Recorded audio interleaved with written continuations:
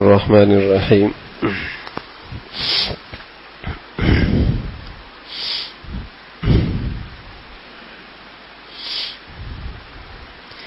حضرت ابن عباس رضی اللہ عنہ فرماتے ہیں ایک زمانہ آئے گا کہ مومن کا دل پانی میں نمک کی طرح گھل کر رہ جائے گا.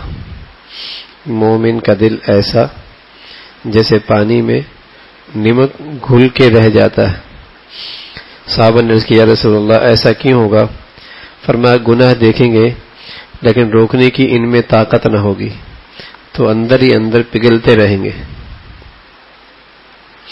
جیسے نمک پانی میں پگھلتا رہتا ہے تو مومن آدمی گناہ دیکھے گا روک نہیں پائے گا، اندر ہی اندر گھلتا رہے گا، پگھلتا رہے گا، تکلیف ہوتی رہے گی. تو یہ ایمان والی کی نشانی ہے، یہ ایمان والی کی نشانی ہے. حضرت جریر رضی اللہ عنہ سے روایت ہے کہ حضرت صلی اللہ علیہ وسلم نے فرمایا جس قوم میں گناہوں کا ارتکاب ہو اور بد کرداروں کے مقابلے میں دوسرے لوگ غالب ہوں تو پھر بھی وہ ان کو نہ روکے تو اللہ ان کے تمام پر عذاب نازل فرما دے گا. حضرت اسامہ بن زید سے روایت ہے کہ حضرت صلی اللہ علیہ وسلم نے ارشاد فرمایا قیامت کے دن ایک شخص کو لا کر جہنم میں ڈال دیا جائے گا، جہنم اس کی آنتیں تک نکل پڑیں گی. وہ دیوانہ وار اس طرح جہنم میں چکر لگائے گا جس طرح چکی کے گرد گدھا چکر لگاتا ہے. ایک دوسرے جہنمی اس کے ارد گرد جمع ہوں گے اور پوچھیں گے یہ تیرا حال کیوں ہے؟ تو ہمیں اچھے کاموں کا حکم دیا کرتا تھا اور برائیوں سے روکتا تھا. وہ جواب دے گا میں تمہیں اچھے کاموں کا حکم دیتا تھا لیکن میں خود اس پر عمل نہیں کرتا تھا، بری چیزوں سے روکتا تھا مگر بری چیزوں سے خود باز نہیں رہتا تھا. امام احمد بن حنبل رحمت اللہ علیہ حضرت مالک بن دینار سے روایت کرتے ہیں کہ بنی اسرائیل میں ایک صاحب علم جو اپنے مکان پر ہمیشہ مردوں اور عورتوں کو واعظ و نصیحت کے ذریعے نیکی پہ آمادہ کرتا رہتا تھا.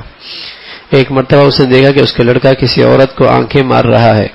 بولا بیٹا یہ کیا ہو رہا ہے، بیٹا یہ کیا ہو رہا ہے؟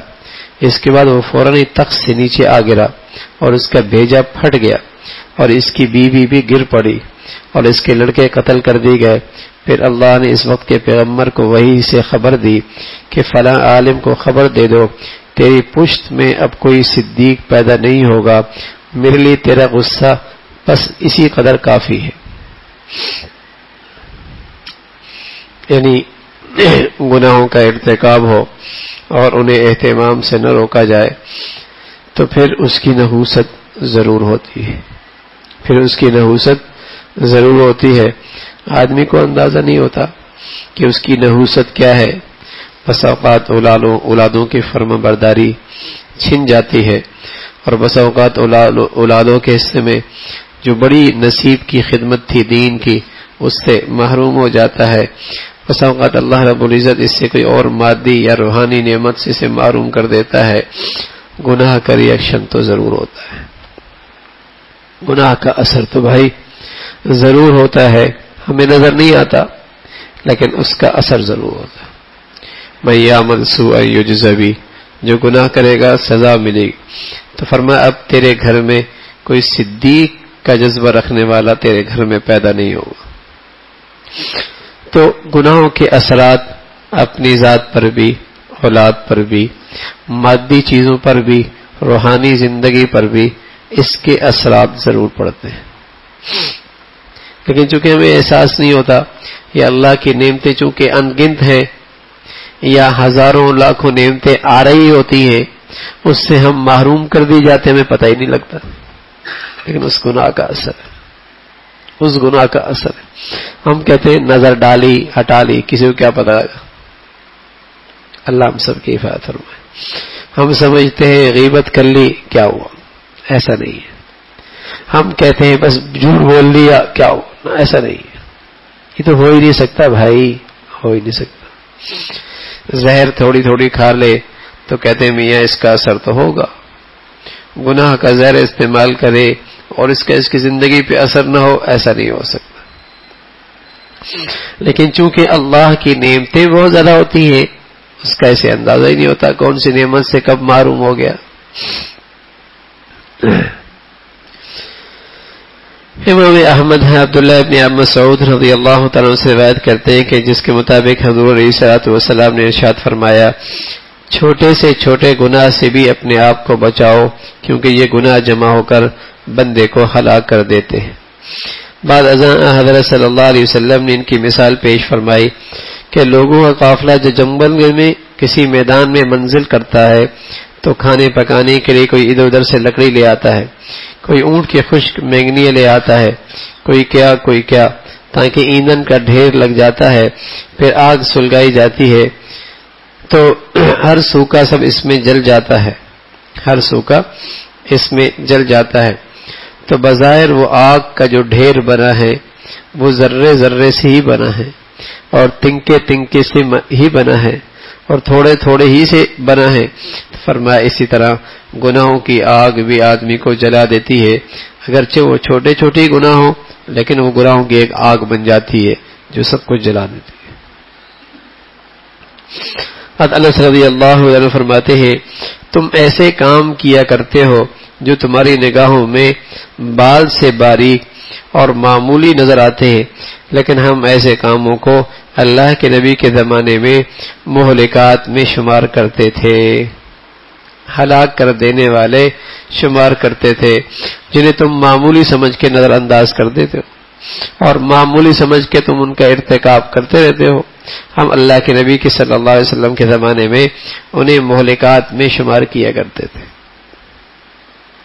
عبداللہ ابن عمر رضی اللہ عنہ فرماتے ہیں کہ رسول اللہ صلی اللہ علیہ وسلم کا ارشاد ہے ایک عورت کو اس لیے عذاب دیا گیا کہ اس نے بلی کو باندھ رکھا تھا, اسے نہ کھلاتی پلاتی تھی نہ کھولتی تھی, حتیٰ کہ اسی حالت میں وہ بلی مر گئی. اس پر وہ اللہ کے عذاب میں مبتلا ہو. حذیفہ ایک دن پوچھا گیا کہ بنی اسرائیل نے اپنا دین ترک کر دیا تھا؟ انہوں نے کہا نہیں, بلکہ جب انہیں کسی بات کا حکم دیا جاتا تو وہ اس پر عمل نہیں کرتے تھے, کسی چیز سے روکا جاتا تو اسے ضرور کرتے تھے. انہوں نے اپنا دین کا چولہا اس طرح اتار پھینکا تھا جیسے آدمی اپنی قمیض اتار پھینکتا ہے, اپنا چولہا اس طریقے سے اتار پھینکا تھا. بعض کا قول ہے معاصی کفر کے اس طرح قاصد ہیں جیسے بوسہ جماع کا قاصد ہے, گانا زنا کا, نگاہ عشق کی اور بیماری موت کی قاصد ہے.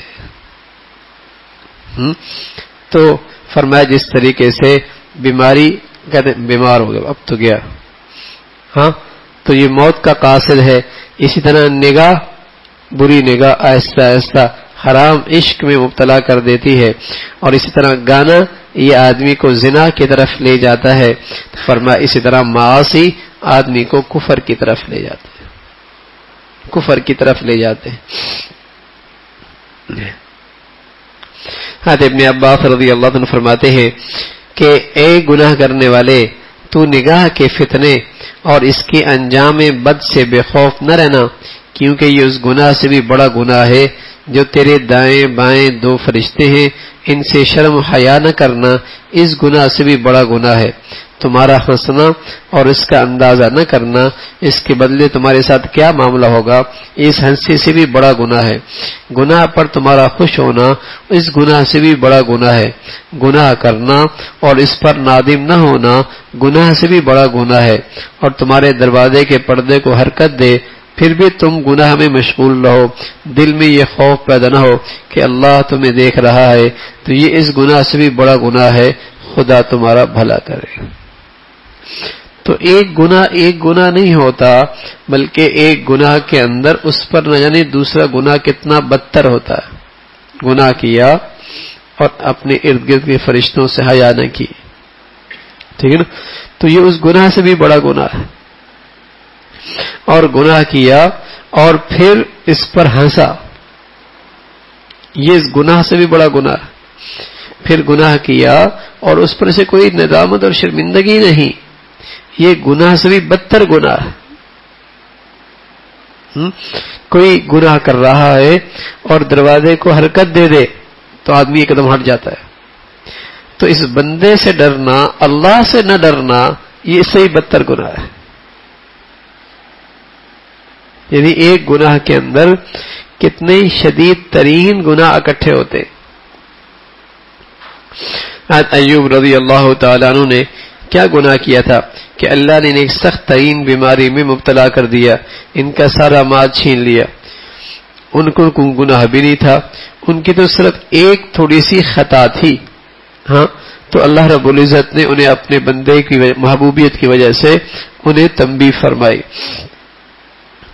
امام احمد روایت کرتے ہیں ہلال بن سعد کہا کرتے تھے یہ نہ دیکھو گناہ چھوٹا ہے بلکہ یہ دیکھو تم کس کی نافرمانی کر رہے ہو. فضیل ابن عیاض فرماتے ہیں گناہ کو تم جس قدر چھوٹا سمجھو گے اسی قدر وہ اللہ کے نزدیک بڑا ہو.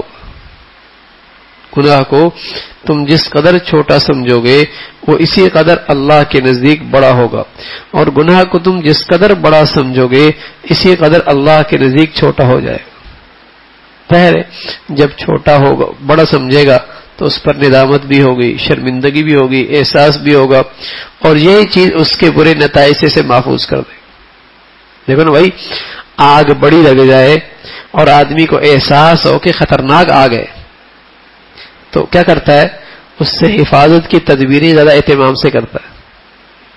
اور چنگاری ہے اس کو معمولی سمجھا اور اسے پلنگ کے اوپر چھوڑ دیا، بتاؤ کس سے زیادہ نقصان ہوگا؟ اس سے بس ہوگا سارا گھر جل جائے گا. اور بڑی آگ کے لیے انتظام شروع کر دیا، احساس پیدا ہو گیا، باڑ لگا دی، پانی ڈال دیا، مٹی ڈل جائی، اپنے آپ کو وہاں سے ہٹا لیا، نقصان سے بچ جائے گا. حضرت موسیٰ علیہ السلام کو وحی کے ذریعے یہ فرمایا کہ اے موسیٰ میری مخلوق میں سب سے پہلے جسے موت نے آ گھیرا وہ ابلیس ہے. میری نافرمانی سب سے پہلے اس نے کی. جو لوگ میری نافرمانی کرتے ہیں ان کو میں مردہ سمجھتا ہوں. جو میری نافرمانی کرتے ہیں وہ انسان زندہ تو ہے لیکن اللہ کے نزدیک وہ مردہ ہے. اور من کان میتا فاحییناہ، دیکھیں یہ مردے کھاتے بھی ہیں، پیتے بھی ہیں، لذتیں بھی اٹھاتے ہیں، مزے بھی کرتے ہیں، دیکھتے بھی ہیں، لیکن اللہ کہتا ہے پھر بھی مردے. ہاں ان میں سے وہ ہیں فاحییناہ وجعلنا لہ نورا، جن کی روح کو ہم نے ایمان کی دولت دے دی. حقیقت میں زندگی تو ان کی زندگی ہے، باقی یہ روح بغیر ایمان کی روشنی کے یہ تو پھر بھی مردہ ہے. تو نافرمان شخص مردہ ہے، مردہ. ابو ہریرہ رضی اللہ عنہ فرماتے ہیں کہ رسول اللہ صلی اللہ علیہ وسلم نے فرمایا جب مومن گناہ کرتا ہے تو اس کے دل پر ایک سیاہ نقطہ پڑ جاتا ہے، وہ توبہ کر لے، گناہ چھوڑ دے تو سیاہ نقطہ صاف ہو جاتا ہے. زیادہ گناہ کرے تو زیادہ سیاہ نقطے پڑ جاتے ہیں یہاں تک کہ سارا دل سیاہ ہو جاتا ہے. اور یہ وہ سیاہی ہے جس کے بارے میں اللہ کہتا ہے کلا بل ران علی قلوبہم، نہیں بلکہ بات یہ کہ ان کے دلوں پر ان کی بدعمالیوں کے زنگ بیٹھ گئے، بدعمالیوں کے زنگ بیٹھ گئے. حذیفہ فرماتے ہیں بندہ گناہ کرتا ہے اور اس کے دل پر سیاہ نقطہ پڑ جاتا ہے اور گناہ کرتے کرتے اس کا سارا دل گرد آلود ہو جاتا ہے. عبداللہ ابن مسعود رضی اللہ عنہ فرماتے ہیں کہ رسول اللہ صلی اللہ علیہ وسلم نے ارشاد فرمایا قریش اس حکومت کے حقدار تم ہی ہو، لیکن اس وقت تک تم اللہ کی نافرمانی نہ کرو. نافرمانی کرو گے تو وہ تم پر ایسے لوگوں کو مسلط کر دے گا جو تمہیں چھیل ڈالیں گے اور تمہاری کھال اس طرح اتاریں گے جس طرح لکڑی چھیل دی جائے. یہ کہہ کر آپ نے اس لکڑی کی طرح اشارہ فرمایا جو آپ کے ہاتھ میں تھی اور لکڑی کی چھال اتار دی، سفید چکنی لکڑی اندر سے نکل آئی.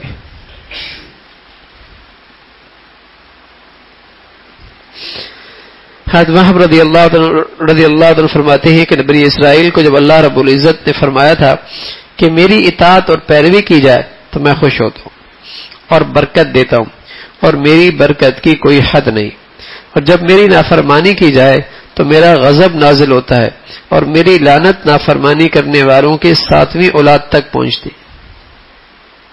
اللہ خوش ہوتا ہے، برکت دیتا ہے، وہ بھی کوئی انتہا نہیں. اور جب بندہ نافرمانی کرتا ہے تو اس کی نحوست بھی 7 پشتوں تک جاتی.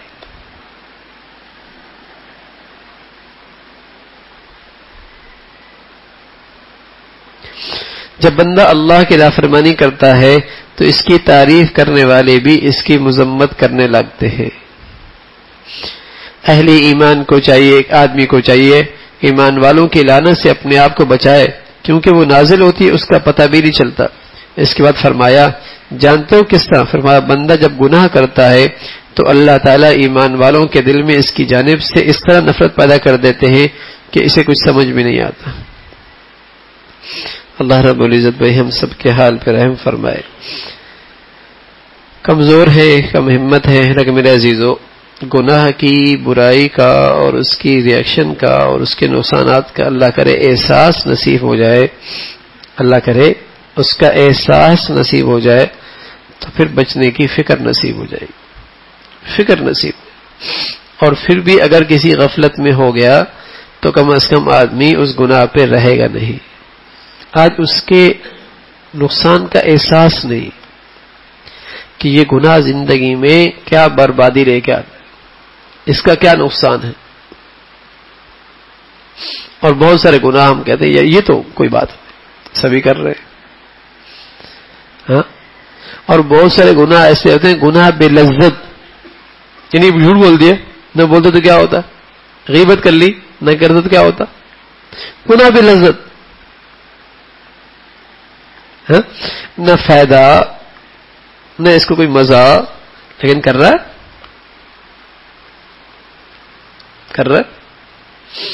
تو آدمی کو فکر ہو کہ اس گناہ کا زندگی میں اثر بڑا خطرناک ہو. اللہ نے بتایا، اللہ کے رسول نے بتایا، اس کی نحوست زندگی میں بہت ہوگی، اور ہوگی ضرور، آج نہیں تو کل، اب میں نہیں تو اولاد میں، نسل میں ہوگی. اللہ رب العزت بھی ہم سب کی حفاظت فرمائے، آسانی فرمائے، اور ہر قسم کے ظاہری باطنی گناہوں سے بچنے کی ہمت اور توفیق نصیب فرما دے. اللہم لک الحمد کلو ولک الشکر کلو، اللہم لک الحمد کلو ولک الشکر کلو، اللہم لک الحمد کلو ولک الشکر کلو. نستغفر اللہ نستغفر اللہ نستغفر اللہ. وصلی اللہ علی سیدنا محمد وعلی آلہ واصحابہ اجمعین برحمتک یا